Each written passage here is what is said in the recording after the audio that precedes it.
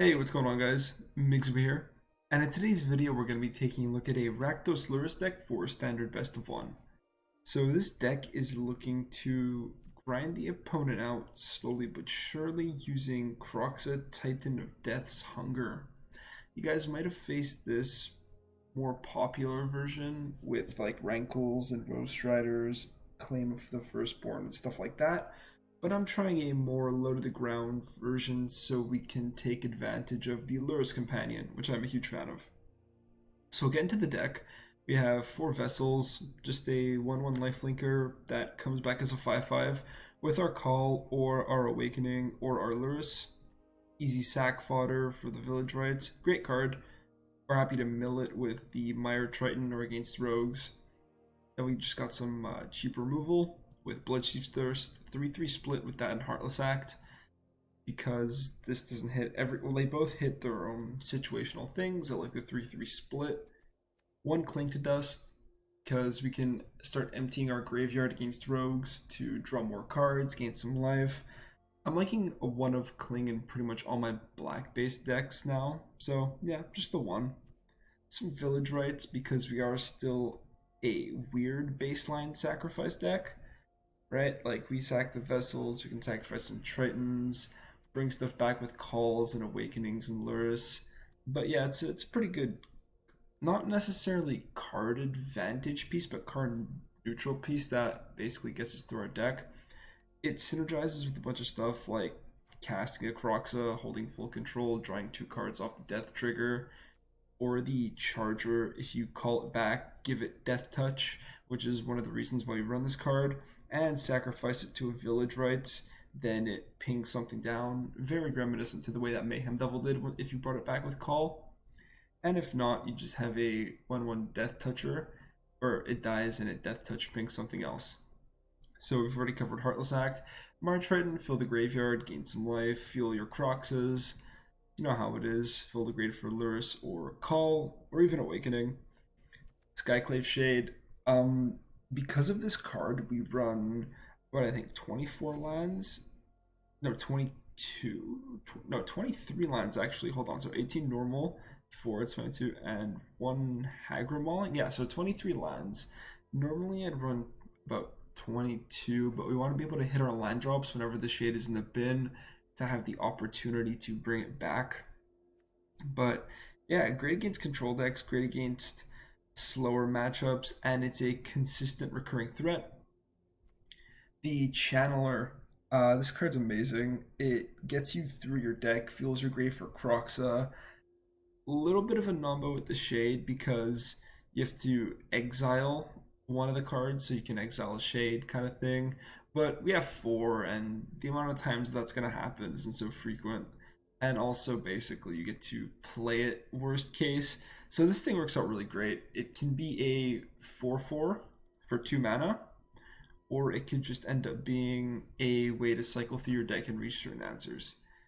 The 4 more instant sorceries isn't that difficult to hit. We have all of these lands which count as instants and sorceries, the Call of the Death Dwellers, the removal spells, the Clings, the Village Rites. We get there. Then we got the Call. Oh, sorry, I didn't even go through it. The Kroxa, one of the main win cons. We can do that old combo where we just Lurrus cast a Kroxa every turn and burn the opponent for 3 or slowly tick off their hand. And if not, just casting this for a 4/4 is amazing. Got the Calls. You guys know Call in this deck, it's especially great. Try to get as much value out of it as you can. You don't just want to revive a 2-drop, you want to revive a 1-drop, which can be more difficult because we don't run as many. So I want to up the 1-drop count by 1 or 2. I was looking at Serrated Scorpion, or maybe a 3rd Charger. Just playing around with the numbers. Mana base, basic Rakdos lands. The Triome, because it produces white for the Lurrus, and it lets us run 2 castles because this counts as a swamp. Normally I would run the Scryland, the Temple, but in this one I like the Triome. Also, we can cycle it to fill our grave for Kroxa. Got the Hagra Mauling, just another removal spell in case you need it. And then we got the Smashing for more widespread removal. And we got the Awakening because it's essentially just more copies of Call of the Death Dweller. So So yeah, guys, that's the list. Right now, I am ranked really high. I am saving exit. I think I was just applying styles or something, or I was making a couple quick changes. We have 13 hours in the season. It's 1 in the morning for me, so this is going to be my last session, and we are ranked 147th globally. So we're gonna see if we can hit top 100 today. And yeah, guys, I'll see you in the games. All right, hand looks good. We are leagues above the opponent in rank, so if we lose this, we're going to take a massive hit. And of course, mono red out the gate. Our shades looks particularly bad against them. Yep. Grapplmire Triton. Alright, that would have been a good draw. Alright, Chandler's a good one though. Let's go for it.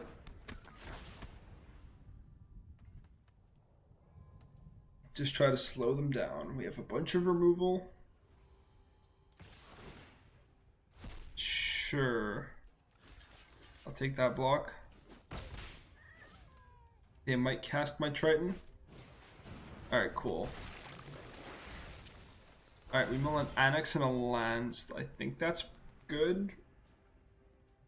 As in, I don't see them trying to... Or they missed a land drop, and the Annex would have been good to follow it. So we have a bunch of options. I can discard... Let's go for this.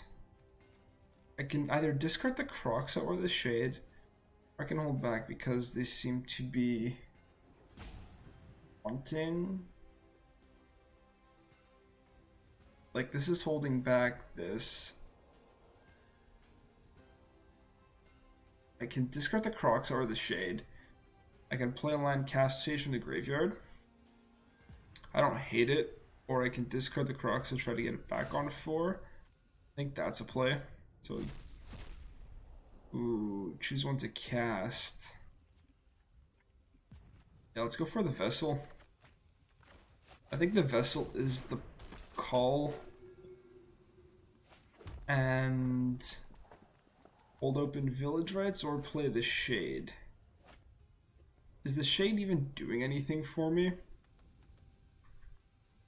Maybe I should have discarded it and cast the Croxa. Let's just switch phases. I think I'll hold open the Village Rites. Alright, opponent on 3 lands, they can cleave. And if they kept a hand with no Annex, or they might have an Annex, they didn't land 3 before. Maybe they're thinking about it. Bone Crusher Giant. Alright, glad I held this up. So we sack in response. They do not get the Giant back. Alright, Thirst. Awesome. Another Charger. And they're going to swing in for a bunch. Alright.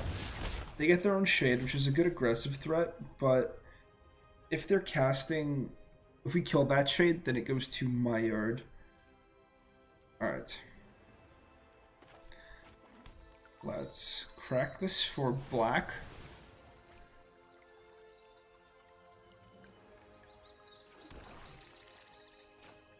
Call the Dead. Roxa and the Vessel. And it doesn't particularly matter. Like, both of these cards are gone. Could sacrifice in response to the trigger to draw more cards. Oh, so they did have a Rimrock Knight, okay. But we're gonna make the Demon instead. And I'm going to Bloodchief's Thirst. Either my cards are grade 4. I think I killed my own Myra Triton. And yeah, pretty good turn. I don't want to activate the Chandler. Also, that thing's about to become a 4/4. So that's pretty nice. And they didn't have Embercleave last turn, so here's to hoping they don't have it again.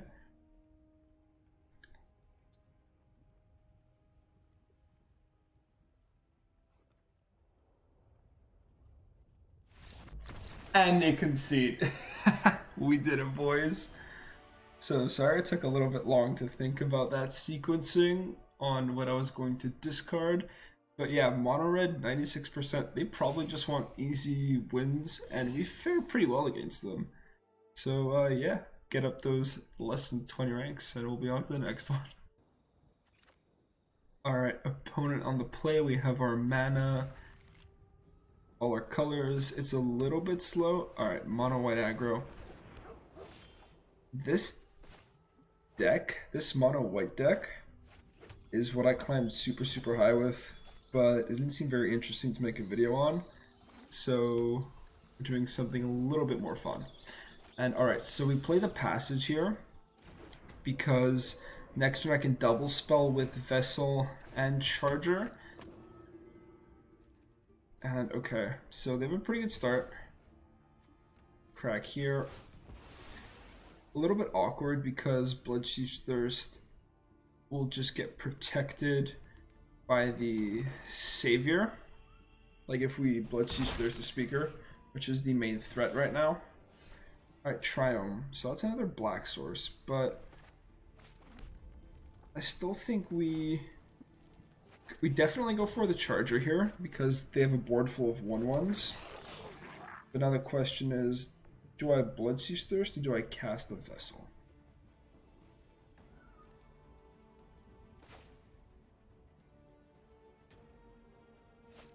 I'm thinking we just go for the Vessel first. They're far off 27 life, so the Angel or the Speaker isn't necessarily a threat right this second.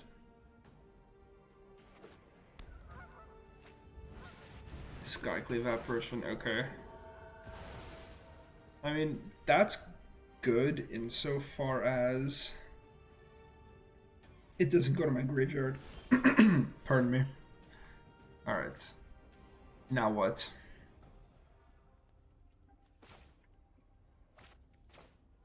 We can start here. See if they want to protect their Speaker. Since we have a handful of removal, we might as well start getting them to use their cards. Yep. Thought that might happen. And then we'll go for the Channeler and pass the turn.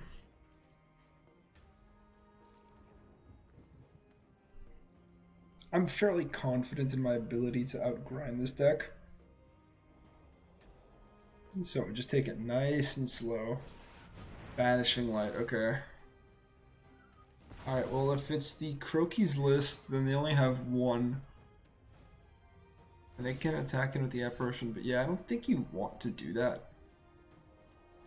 Okay. So now they're tapped out, so we can Thirst the Speaker. How many cards do I have in grave? Alright, well, let's buy the Lurrus right now. We have a window. No attacks. And still missing double black, or technically double white to cast it. But I'm sure we'll find that at some point. This one Speaker's really been holding our opponent off. Oh, there's double black.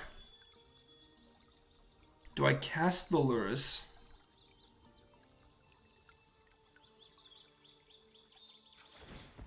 Definitely want to thin the deck.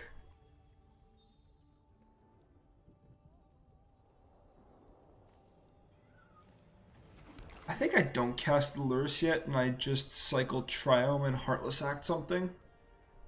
Awkward that the Apparition exiles my Vessel permanently. But it's alright. Just play it nice and slow. Heliod, okay. Sure.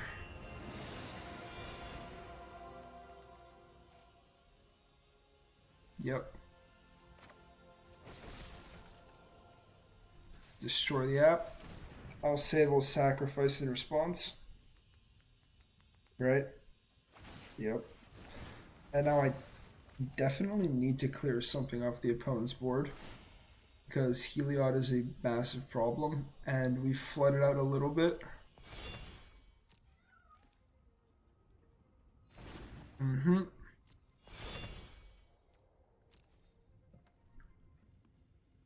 Go to attackers.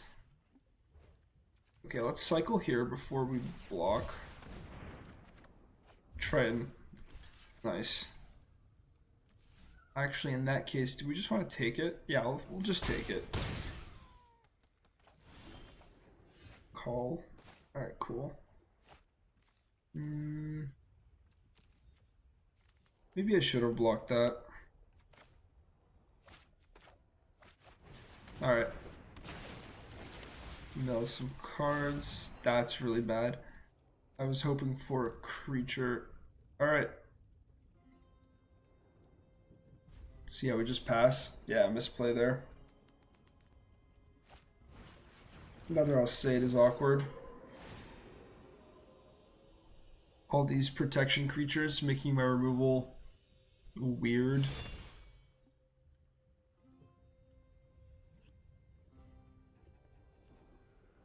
But we're not out of it yet. Okay, so we block here. And I can take 5.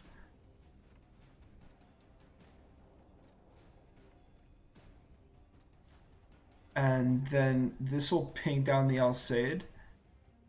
And I'll have another Death Touch blocker for next turn. Or I can block it and with the Alseid sacrifice anyways. Alright, I think we take 5 here.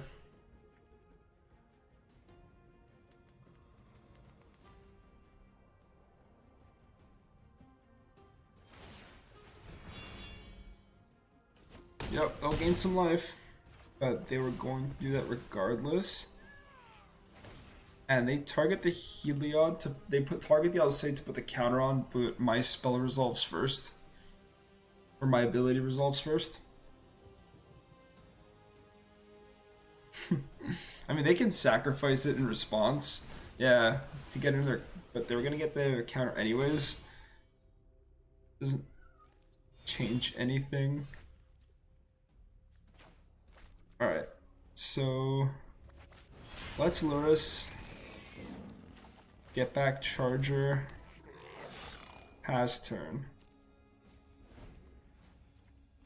They don't have any good... Well, they have some semblance of good attacks, but once we get this Heliod's Devotion lower, it's not so much a threat. Oh, they just pump out a 1/1 main phase. Okay. Not even leaving up mana to block here to crank open a lifelink block. Okay. Opponent making his squad pretty thick. Croxa. Alright. Let's Croxa you. Take 3. Fair enough.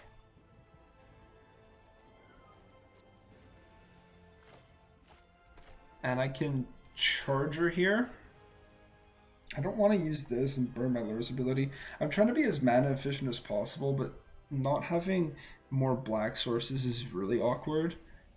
But if I bring this back, it just burns them for 3. I think I just play out the Charger and hold open this Cling to Dust, or I could draw now. Yeah, let's draw now. Exile a Plains so we can hit a card. It's a Village Rites. See, it's just awkward. Like, if I had more black, I could cast all these spells. Legion Angel. Oh, okay. That's not good. That's like the best top deck in their deck.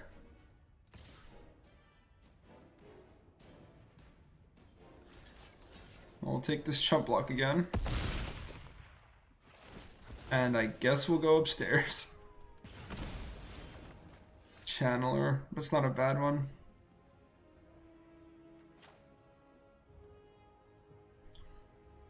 I'm thinking of Village Rightsing for my Charger. And actually, this is what we do. Okay. We Village Rights for both of these cards. Sorry, Call of the Death Dweller, not Village Rights. And we double suit up the charger. This will knock the angel out of their hand, so it's not as much of a threat. And I think I actually pass here.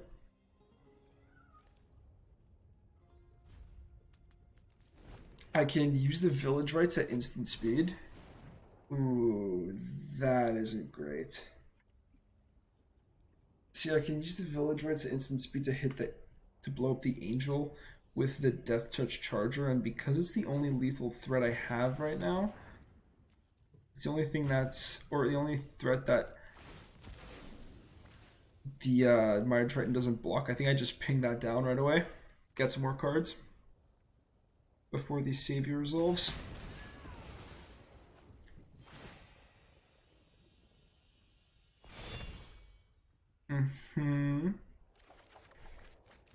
Okay, removal spell is good. And if the opponent's smart here, they attack with all. It forces me to chump block with my Lurrus. Yup. So we go... take out Heliod. And we chump here.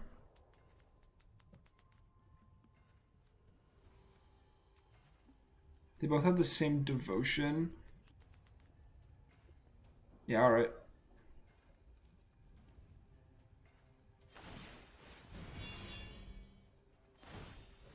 Opponent gaining a crazy amount of life. Heliod surviving. And we're down to 3, okay. Sorry, Daxo surviving. Alright. Interesting game, okay. I don't think we're out of it yet, but I do think we're going to need more black mana if we are going to get out of it. So I can bring this back. That doesn't do anything. I can cast a 4/4 here. I have 5 mana. Alright, so 4/4.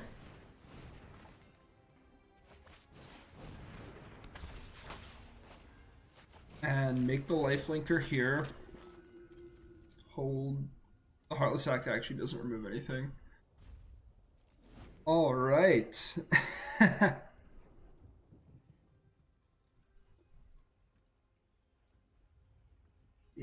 Opponent has counters on all his threats. We're not dead on board, but we're not in a good spot.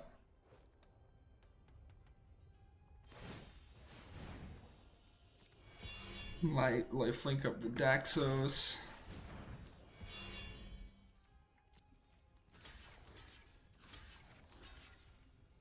I think the opponent missed lethal.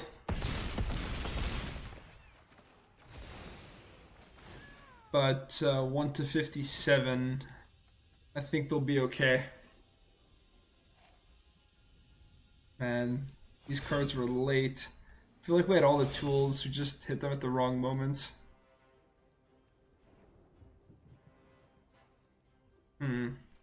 Remove 3 counters, yeah. Still doesn't do anything. Triome. Jeez, yeah, good game. That one hurts, boys. How much rank do we lose? Oh, like double. Okay, alright, alright. Okay, on the play, finally. And our hand isn't stellar, but it's not horrible either. I just cut a game against Teamer Ramp, or Teamer Adventures, as it was completely a non-game. Like, I drew like 1 black source, and I just got so mana screwed. It was not it. Opponent not attacking, so... yeah, no, I know, man. I'm gonna blow up the Urban Champion. Let's play this tapped. And... do I chill, or do I attack for the lifelink? No, I think I chill. I have a call. I want to trade this thing off. Robber. Okay, opponent's starting to piss me off. 5. Yep, they don't get a robber trigger, so you gonna attack? Am I going to throw my Archon's Vessel in the graveyard to call it back as a 5/5? I don't think that's particularly it. So let's just say no. And sure, if they're not going to block, we'll start attacking for the lifelink. Oh, they trade. Okay.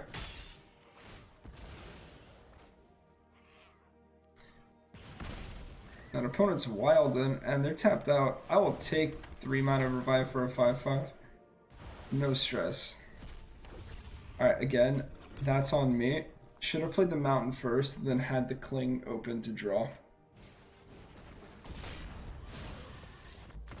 And yeah, opponents. Mono red really doesn't like this deck. Apparently, opponents just see the demon and concede. So that makes for great content. Okay. Yeah, let's try it. Sort of a 3-lander on the play. What's this? Friend request. From the mono red guy just beat. I love it. Okay. So if this is more mono red, then I'm probably just going to want to get down another vessel. Or I could be more aggro. Sure. Let's be more aggro. I could have also opted to fix my mana.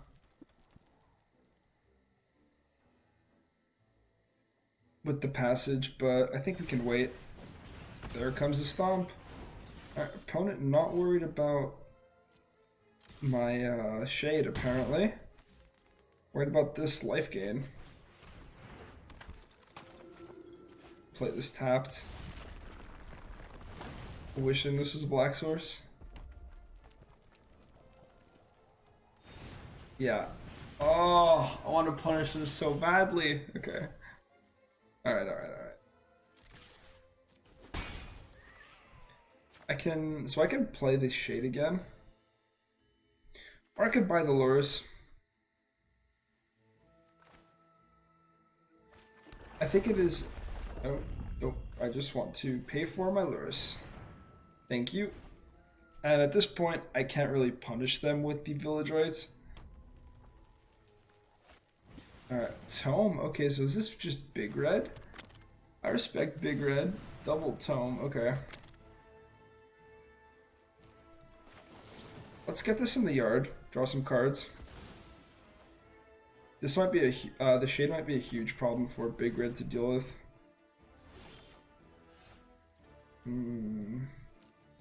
So what does my play consist of?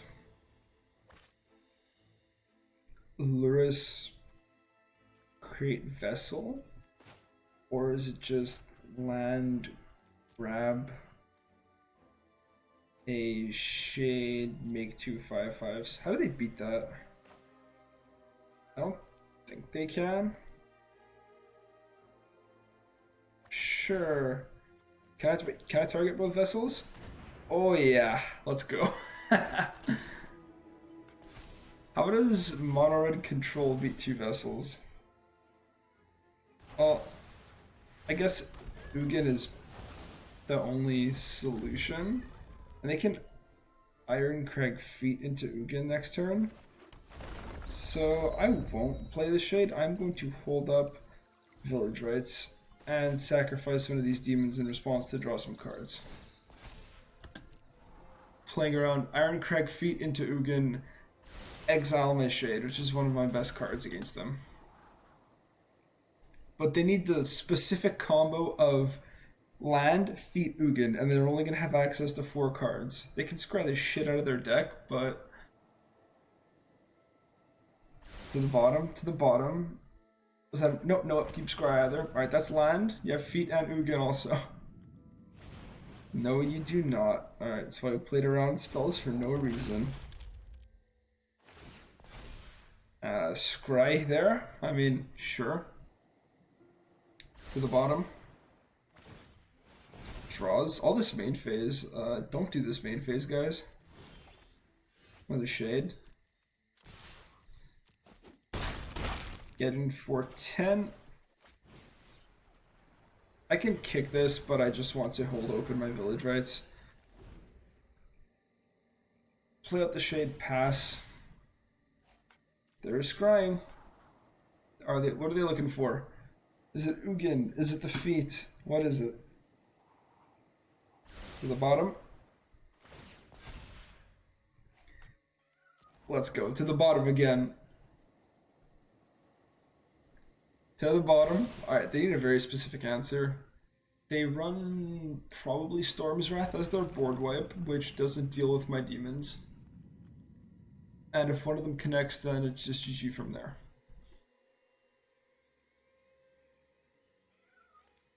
I know I'm playing awkwardly, but I'm trying not to get my whole board wipe from Ugin.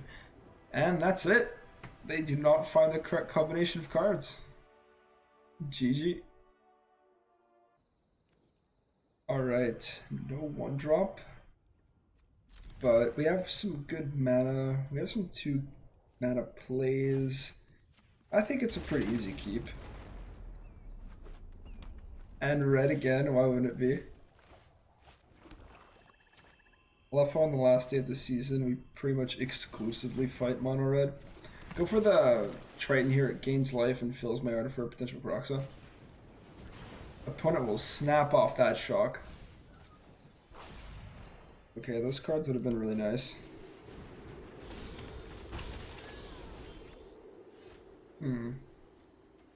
This can't block. We have our 3rd land. Buy the Lurrus, but I don't have a 1-drop to play next turn if I do. So maybe it's just draw cards off Proxa.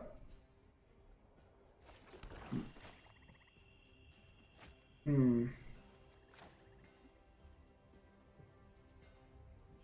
many cards will I have engraved then? 4. This will be 5. Do I really want to exile any of these things? This is tricky, right? Actually, that's 4 and 5. Yeah, okay, so I think we do this. So go full control. Auto pay resolves. And I'll give them a turn of pummeling me with the robber and getting some value. But, okay, removal spells, all that stuff is good. But I'm going to hopefully take my next turn to just resolve a 6/6. And if they have a land, they should have played it before because they would have gotten a proc off the robber. Which they do. So. I crack here. And grab a mountain. So I can revive Kroxa on turn 4, so perfect curve. But the Annex will go up to a 6/6. And I just don't think that's acceptable. So I think we play the Channeler. Not a 6/6, but a 6 power, because double devotion plus the 1 from the cleave. So I think we just play the Channeler and hold up the Heartless Act. Okay, bird. Let's blow up the Annex before it gets 4 power, so they only get 1 dork. Sure. And okay, does that influence my play at all? Well, I can discard something to get more... Okay, a lot of options. I love this deck. Okay, so I can discard a creature, play call. Well, it's not great because I don't get max value from it. I could just bring back a Kroxa, which sort of demands an answer.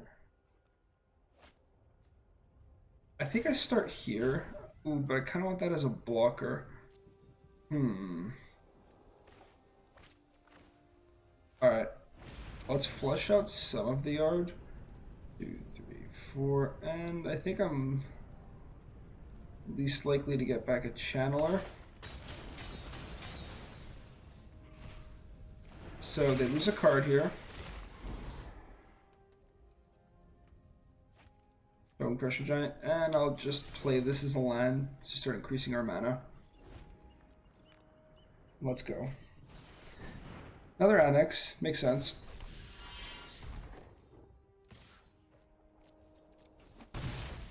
But they still don't have the cleave. I think I attack here. See what they ditch and how they want to block. Okay, Phoenix. Makes sense. And they just eat 6. Okay. So, what is it? Play... I think I start here. Just play out a Death Toucher. Gain a bit more life. And I was really hoping I'd hit a 1-drop, so I feel great about this call. Go here. I mean, double Death Touch and a Menace, let's go. Does that build another Croxa? And a removal spell, which would have been nice, but so be it. Pass turn. Opponent going to attack, and they attack with all. Alright. You'll block here. You'll block here, you'll block here, and you'll block here. Is it cleave? Did they top deck a cleave? They actually top decked the cleave. Nice. Good for them. I'm not even mad. Okay. So a lot of this trades for a lot of satyrs. So what, 3? No, that's a lot. Okay. I still don't think I'm in deep trouble. Yep. Whatever card they have in hand, I knock out with the Croxa. And I can put them to... I think I could put them to 1. If I manage to... No, I don't think I could put them to 1. But we're in a great spot. We attack. If this is a land, but which it's not because they didn't play a land for turn.